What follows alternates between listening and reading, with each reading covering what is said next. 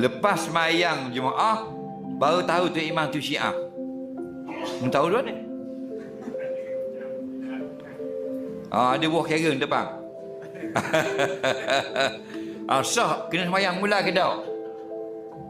Dia Syiah ini ada yang Islam, ada yang keluar daripada Islam. Okey, Syiah Imamiyah, Syiah Zaidiyah, bagi kita seumpama orang fasik. Maka orang fasik itu sah.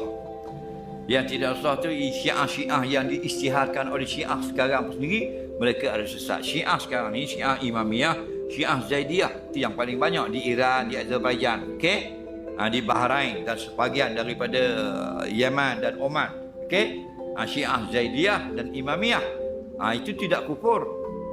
Yang kufur ni Syiah yang pelik-pelik lagi.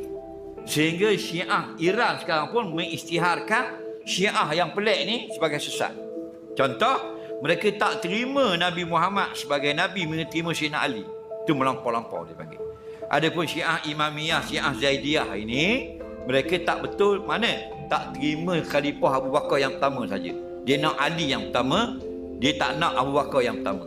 Dia menolak keputusan yang diputuskan oleh sahabat, perbuatan itu fasik.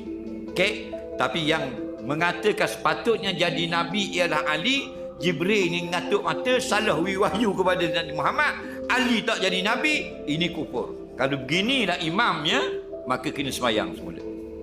Okey? Soalan terakhir.